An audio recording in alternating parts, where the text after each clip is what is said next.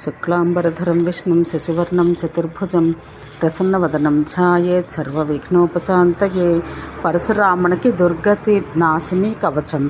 నారదుడు ఇట్లు పలికెను: ఓ నారాయణముని, మహాలక్ష్మి కవచాన్ని ఇంతవరకు చెప్పితిరి. ఇక దుర్గతి నాశిని యగు దుర్గాదేవి కవచం నాకు చెప్పగలరు.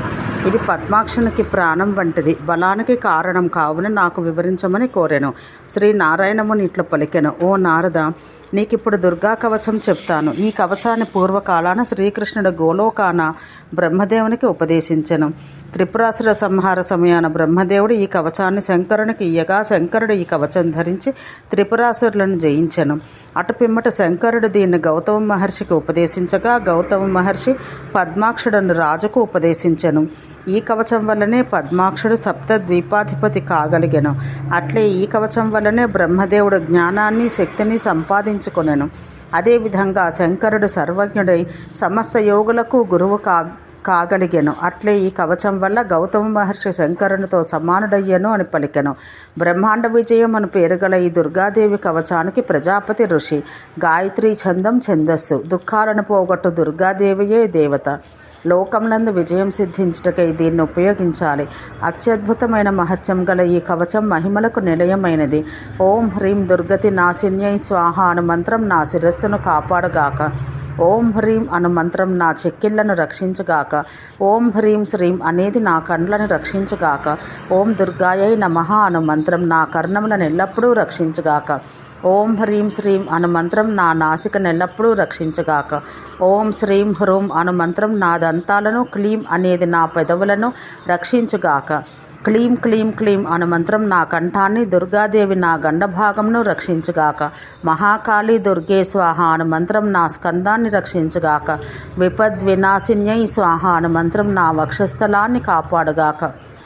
దుర్గే దుర్గే రక్ష అను మంత్రం నా పార్శ్వభాగాలను, దుర్గే దుర్గే స్వాహ అను మంత్రం నా నాభిని ఎల్లప్పుడూ రక్షించుగాక. దుర్గే దుర్గే రక్షాం దేహి అను మంత్రం నా పృష్ఠభాగాన్ని రక్షించుగాక.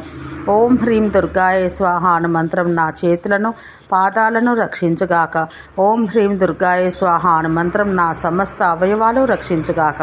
మహామాయ నా తూర్పు దిగ్భాగాన్ని, కాళిక ఆగ్నేయ దిగ్భాగాన్ని, దక్షకన్య దక్షిణ దిగ్భాగాన్ని, శివసుందరి నా యొక్క నైరుతి దిగ్భాగాన్ని, పార్వతి పశ్చిమ దిగ్భాగాన్ని, వారాహి వాయవ్య దిగ్భాగాన్ని, కుబేరమాత నా ఉత్తర దిగ్భాగాన్ని, ఈశ్వరి నా ఈశాన్య దిగ్భాగాన్ని, నారాయణ నా ఊర్ధ్వభాగాన్ని, అంబిక నా యొక్క అధోభాగాన్ని ఎల్లప్పుడూ కాపాడుగాక. అట్లే జ్ఞానప్రదగు ఆ దేవి నా యొక్క జ్ఞానాన్ని, నిద్రాస్వరూపిణియగు ఆ జగన్మాత నా స్వప్నాన్ని ఎల్లప్పుడూ రక్షించుచుండుగాక. ఓ నారద, సమస్త మంత్రస్వరూపమగు బ్రహ్మాండ విజయమని ఈ దుర్గా కవచం నీకు చెప్పాను. ఇది చాలా మహిమ కలది. గురువును శాస్త్ర పద్ధతిని అనుసరించి వస్త్రము, అలంకారము, చందనం మొదలైన వానితో పూజించి ఈ కవచం కంఠమున లేక దక్షిణ బాహువునందైనా ధరిస్తే సమస్త పుణ్యతీర్థములందు స్నానం చేసిన ఫలితం, సమస్త యజ్ఞాలు చేసినందువల్ల కలుగు ఫలితం, సమస్త వ్రతములందు ఉపవాసం చేస్తే లభించే ఫలితం లభిస్తుంది. ఈ కవచాన్ని ధరించేవాడు సమస్త శత్రువులను జయించి ముల్లోకాలను జయించినవాడు అగును. దుఃఖములను నాశనం చేయి ఈ దుర్గా కవచం వదిలిపెట్టి దుర్గా మంత్రం 1,000 పర్యాయాలు జపించినా ఈ మంత్రం సిద్ధించదు. కాన్వసాకేందు చెప్పబడ్డ ఈ కవచాన్ని సమస్త సిద్ధులను ఇచ్చెను.